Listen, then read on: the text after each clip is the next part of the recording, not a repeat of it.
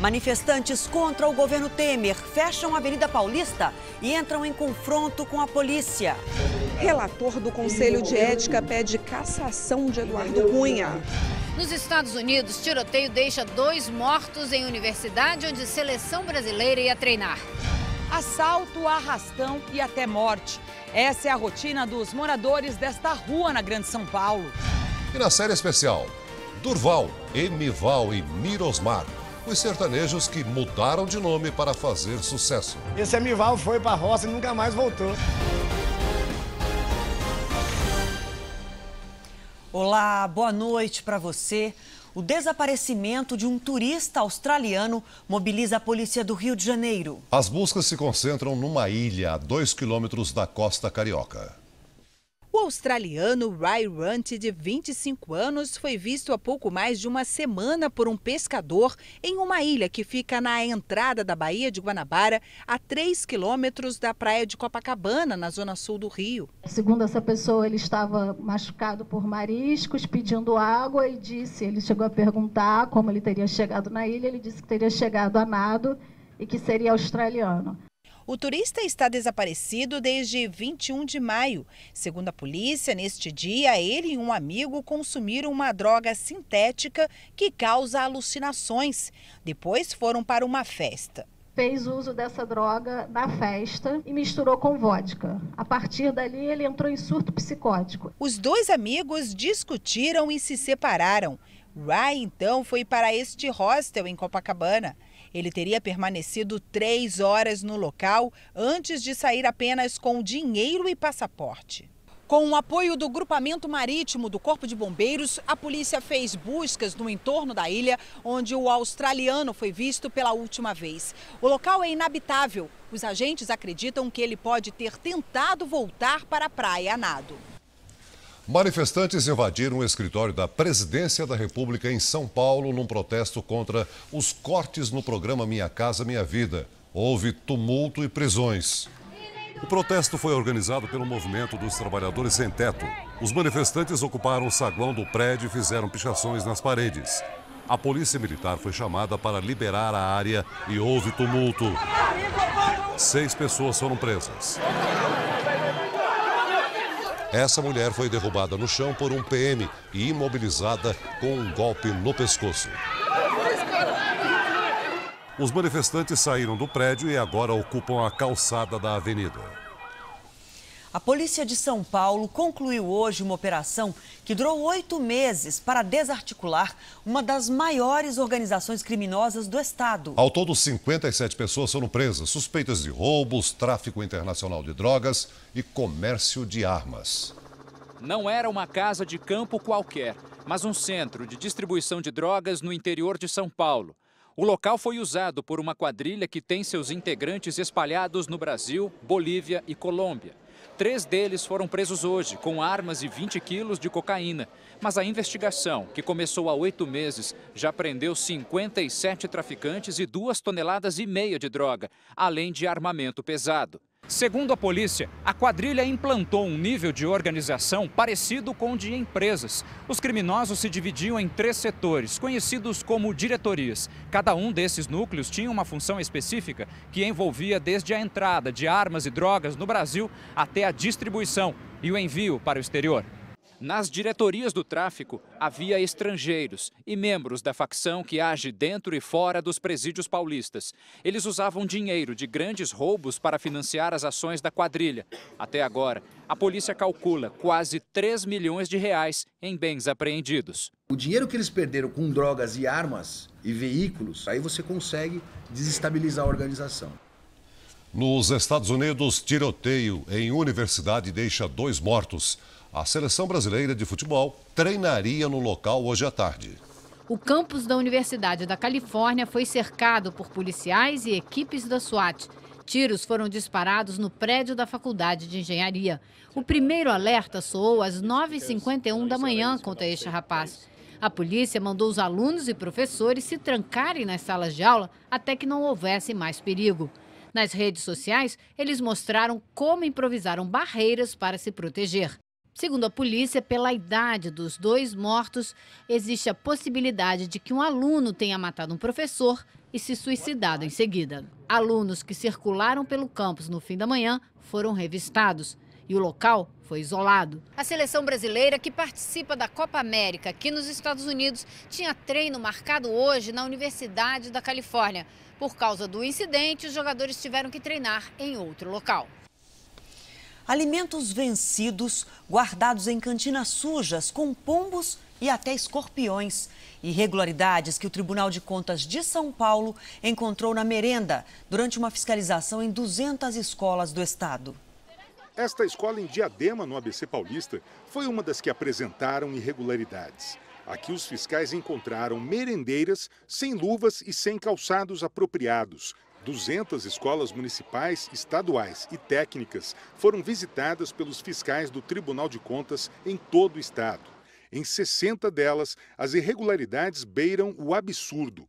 Alimentos vencidos, pássaros sobre caixas de alimentos, mofo no teto. Escorpiões também foram encontrados em uma das escolas. As escolas com irregularidades na merenda terão um prazo de aproximadamente 15 dias para corrigir todos os problemas. Após esse prazo, os fiscais do TCE vão voltar até elas e, se encontrarem novas irregularidades, as unidades poderão ser interditadas. As secretarias municipais e a estadual de educação também serão responsabilizadas. Mas não pode, e nem que seja 10%, 15%, em São Paulo ter merenda de má qualidade. Não pode. Em São Paulo não pode ter. Isso você não pode transigir. Esta nutróloga diz que o descaso com a merenda traz prejuízos para o desenvolvimento das crianças. A gente é o que a gente come. A nossa vida futura muitas vezes ela é traçada com a nossa alimentação diária. Então, nisso que a gente tem que tomar cuidado. A Secretaria da Educação de São Paulo informou que mantém fiscalização regular nas unidades e aguarda o envio do relatório do tribunal para tomar providências. A retração da economia brasileira foi registrada no Produto Interno Bruto, que teve queda no primeiro trimestre. O ponto positivo foi o saldo da balança comercial, que subiu puxado pelas exportações. O orçamento das famílias está cada vez mais apertado. O consumo caiu e foi um dos principais motivos de mais um resultado negativo da economia nos primeiros 3 meses do ano. Com queda nas vendas, houve recuo no setor de serviços, que inclui o comércio, e na indústria. Dessa vez, a agropecuária também não se salvou. O Produto Interno Bruto, soma de todas as riquezas produzidas no país, caiu 0,3% na comparação com o trimestre anterior.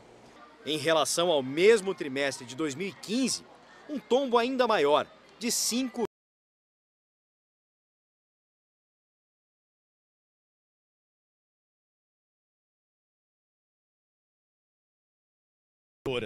A desvalorização do real em relação ao dólar torna os produtos brasileiros mais baratos lá fora, mais competitivos, o que melhora o resultado da balança comercial.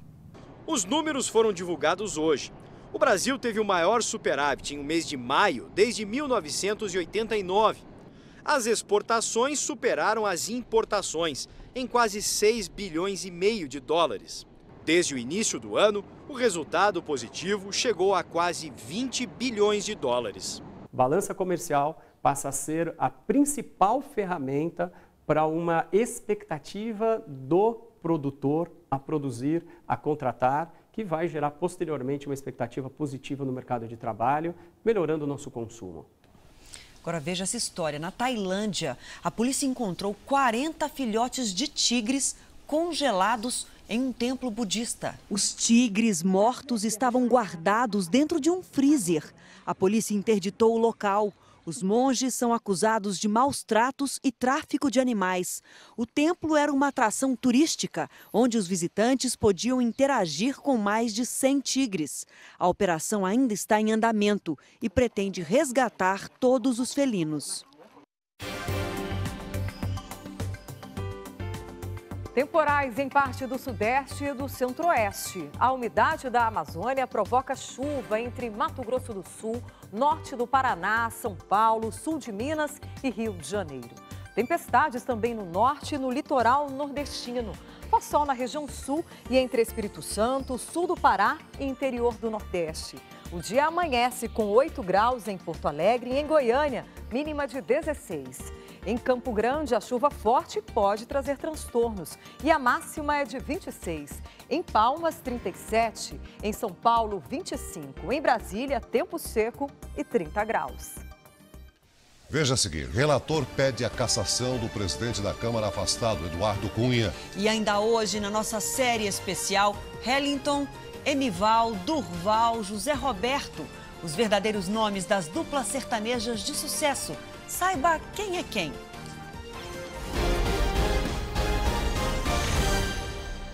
O presidente interino Michel Temer negou hoje que o governo pretenda mudar o percentual de gastos com saúde e educação, como chegou a ser anunciado pela Fazenda. O Planalto trocou o comando dos principais bancos federais, da Petrobras e do IPEA, o Instituto de Pesquisa Econômica Aplicada.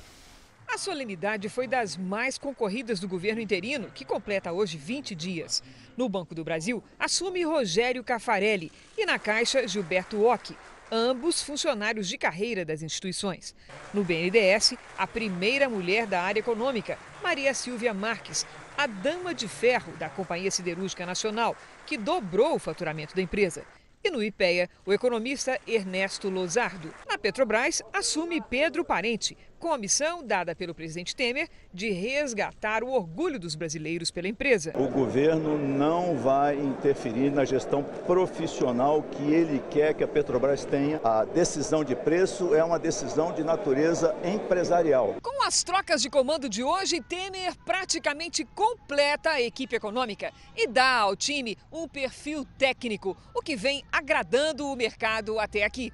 Ele também aproveitou para rebater críticas e negou que vá reduzir gastos sociais em 2 setores protegidos pela Constituição. Os percentuais referentes à saúde e à educação não serão modificados.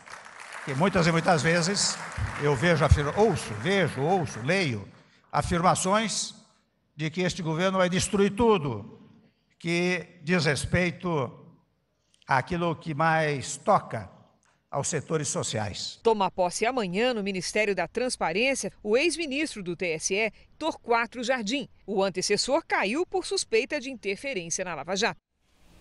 Pela primeira vez, uma mulher vai presidir o Superior Tribunal de Justiça, a segunda maior instância do judiciário do país. Laurita Vaz foi escolhida após a ministra Nancy Andrighi desistir de concorrer ao cargo. Laurita está no STJ desde 2001 e é especializada em direito penal. A posse será no começo de setembro.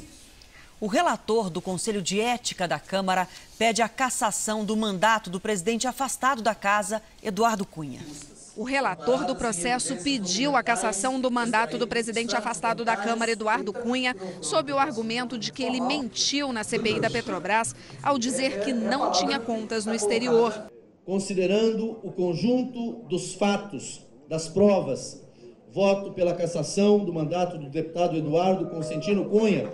Argumento contestado pela defesa. Cadê a prova de que o meu cliente possui conta corrente no exterior em nome dele? Para atrasar o andamento dos trabalhos, aliados de Eduardo Cunha pediram vista do processo. Agora, o parecer só vai ser votado aqui no Conselho de Ética na semana que vem. O Conselho de Ética pode aprovar a cassação ou os aliados de Cunha, se vencerem, podem pedir uma pena mais branda. Nos 2 casos, o processo seguirá para o plenário. Em caso de uma punição menos rigorosa, o atual presidente da Casa já consultou a Comissão de Constituição e Justiça para saber se há possibilidade do plenário não votar a cassação. Embora afastado, o deputado Eduardo Cunha continua, os seus tentáculos continuam nessa casa, manobrando por todos os jeitos, de todas as formas.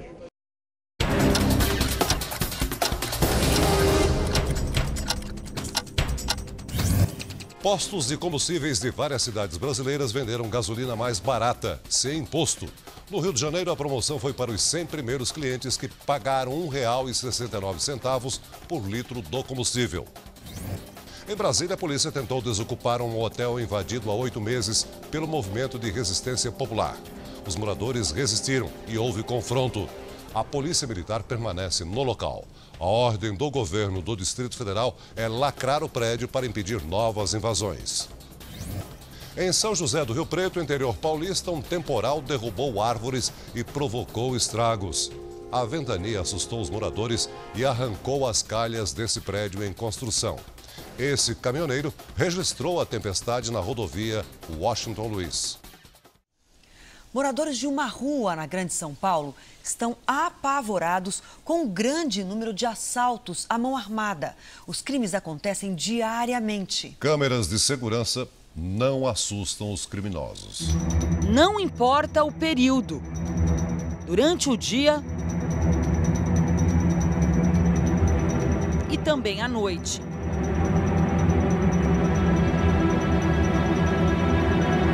Nesta rua, no centro de Diadema, na Grande São Paulo, os moradores já sabem. Toda semana acontece um assalto. Você não pode sair 6h30 da manhã que você é assaltado, você não pode chegar às 7 da noite que você é assaltado.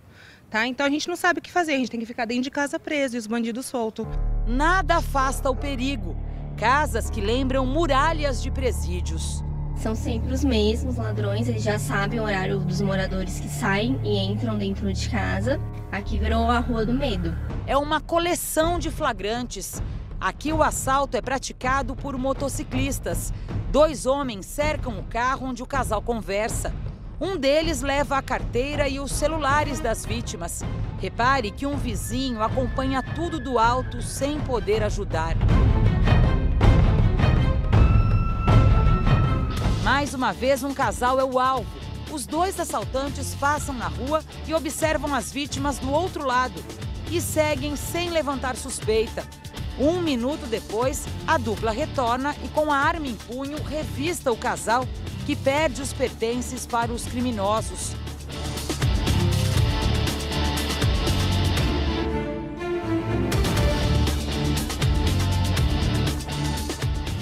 Nesta outra gravação, o assaltante observa a mulher que se preparava para sair de casa. O homem retorna e leva o veículo da vítima.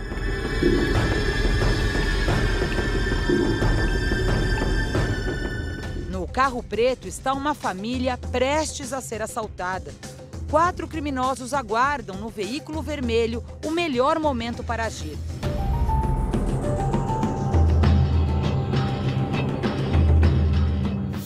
Assim que o pai desce com os filhos, 3 assaltantes correm com a arma em punho no meio da rua. Um deles retira a mulher do veículo e pega uma bolsa. As crianças acompanham a cena assustadas. Repare que um dos criminosos volta e agride com a arma engatilhada uma das vítimas.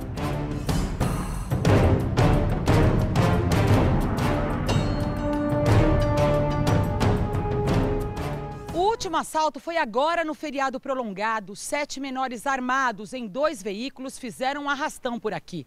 Os vizinhos contam que eles vieram roubando lá do começo da rua e levaram de uma só vez 3 carros. Seguiram fazendo vítimas por toda a extensão da via. Quem estava do lado de fora, entrando ou saindo de casa, ficou sem o relógio, a carteira, a bolsa e o celular. No mínimo umas 10 vítimas na rua. Na parte da manhã, por volta de umas 10, 11 horas da manhã, né? Alguns moradores preferem tentar a sorte em outro bairro. Medo, aqui o pessoal tá tudo com medo. Tenho medo de sair, eu tenho medo de voltar. A gente é refém. Em nota, a Secretaria de Segurança Pública afirma que intensificou as operações para reduzir os crimes.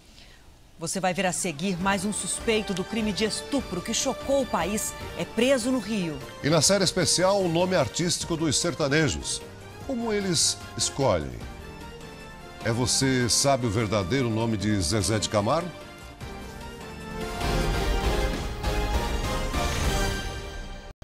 No Rio de Janeiro, a polícia deve voltar à comunidade onde aconteceu o estupro coletivo de uma jovem para fazer uma acariação entre os suspeitos. Hoje, mais um envolvido no crime foi preso. Rafael Assis Duarte Belo se apresentou à polícia. Ele é o homem que fez uma selfie enquanto a vítima estava desacordada. Rafael publicou uma carta numa rede social. Na mensagem, ele diz que errou ao tirar a foto, mas que é inocente. 3 acusados da agressão sexual continuam foragidos. Os 2 presos na segunda-feira prestaram um novo depoimento hoje. Quem também foi ouvida foi uma testemunha do jogador Lucas Perdomo. A jovem é amiga da adolescente e teria apresentado mensagens em que a vítima diz que Lucas não estava no local no dia do crime. O Lucas é conhecido no local como Petão. Ele teve relações sexuais com a Joyce no mesmo ambiente onde a teve relações sexuais com o Raí.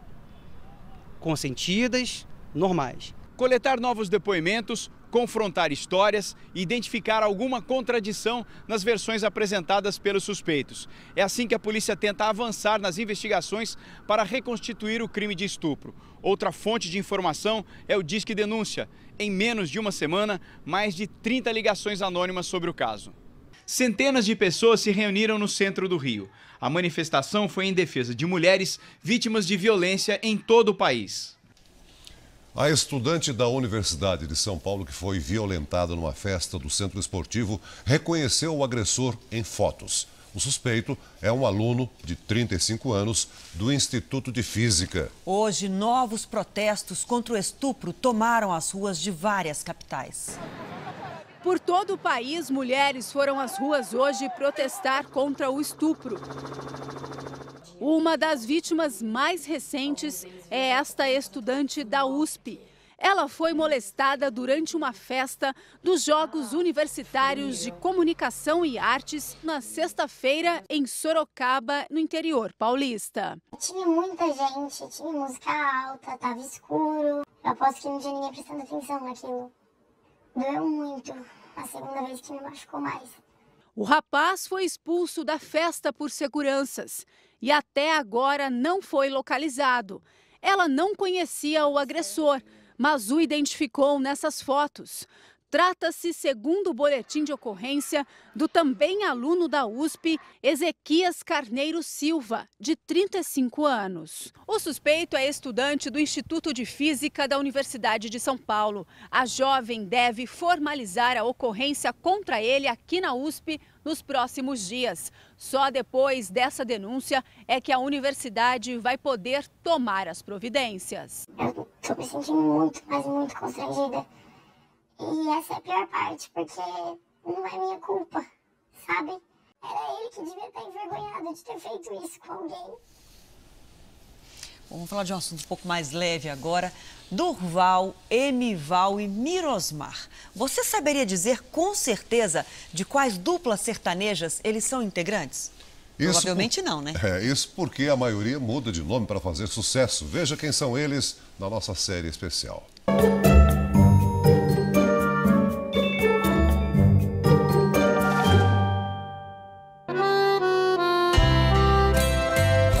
Você espera de um show sertanejo apenas o choro sofrido da viola, melhor nem ir.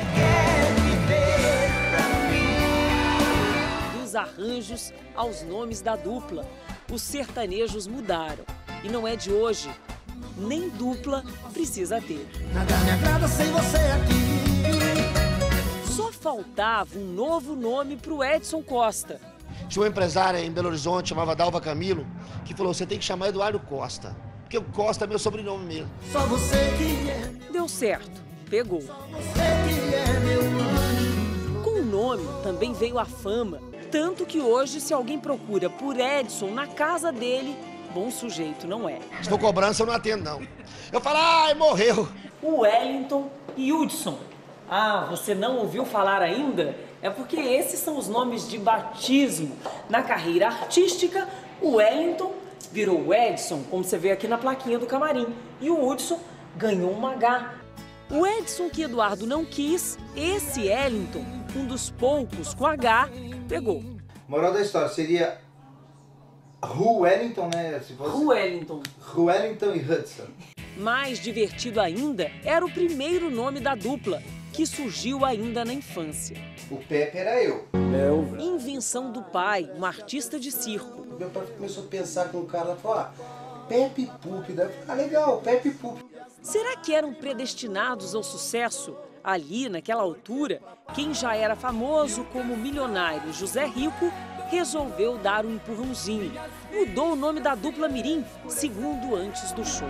E o final da corrida chegou. Aí ele falou, gente, gostaria de chamar uma dupla maravilhosa, porém digo, não gostei do nome e estou mudando hoje. Com vocês, Pepe e Pompeu.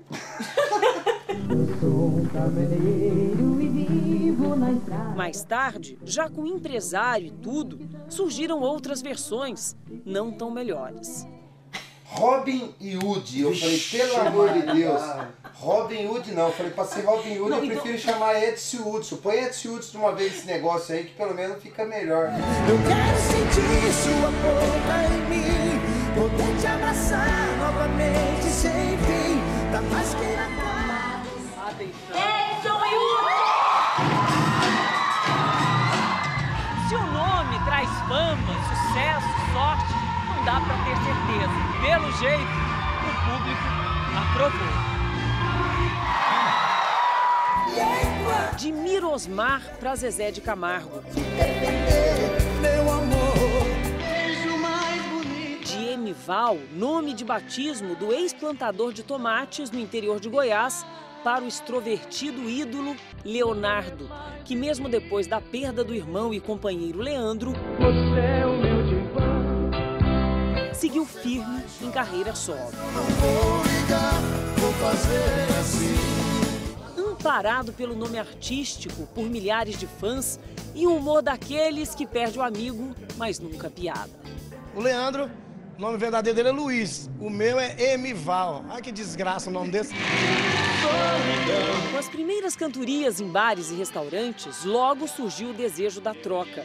A inspiração veio por acaso. O motorista do meu patrão chegou lá e disse, cara, os meus sobrinhos nasceram, 2 homenzinhos, vai chamar Leandro e Leonardo. Falei, mas que nome bonito, Leandro e Leonardo, né? Pegou aquilo na cabeça. Fui pra casa, falei, ô Luiz, achei o nome da nossa dupla. Como é que é? Leandro e Leonardo. Ele falou, não é muito moderno, não. Eu falei, é moderno, mas é bonito, fácil de falar, né? Aí ele, então eu vou ser o Leandro, então. Eu falei, tá bom, deixa que eu vou ser essa porcaria do Leonardo. E tô aqui até hoje, né? Apesar das dificuldades, de momentos de sofrimento, Leonardo não tem dúvidas.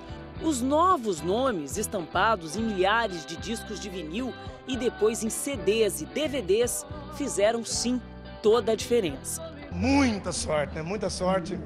Hoje, nem o próprio se acostuma mais com o nome de batismo. Esse Emival foi pra roça e nunca mais voltou. E a gente foi no motel ontem, e cê não conta, e cê não conta. Na boca dos parentes, às vezes escapa, como o disco furado. José Roberto, Berto, Beto, Bete, Bete Marrone. A família sempre tem um apelido, e minha lá em casa é Bete. Mas na verdade é assim, porque o nome dele é José Roberto. Ela fala Bete, Beto, Beto, Beto, Beto, sabe o negócio? E caipira, virou Bete. Para José Roberto e Vinícius, os nomes de sucesso não vieram do banco da praça, mas de uma revista de bebê que falava em Marrone. Bruno eles já gostavam e cada um se identificou com o seu. Não, então posso ficar com o Bruno, claro, fico com a Marrone. E para quem canta assim... Só me alegra quando pia lá pra aqueles... Mesmo nascendo Durval e Zé, quem pode questionar? Parece que o nome de passarinho foi criado para eles. E o chororó. Já era um nome conhecido, um clássico de mais de 60, 70 anos. E deu muito certo, porque a gente está aqui até hoje, porque o público acostumou demais com esse nome. Pode ser mesmo que os nomes mudem o rumo, tragam um charme, deem um empurrãozinho para chegar ao sucesso. Minha vida, pra você fazer o que quiser de mim. De Emival, nosso amor não tem segredo. A Durval, coisas da cidade.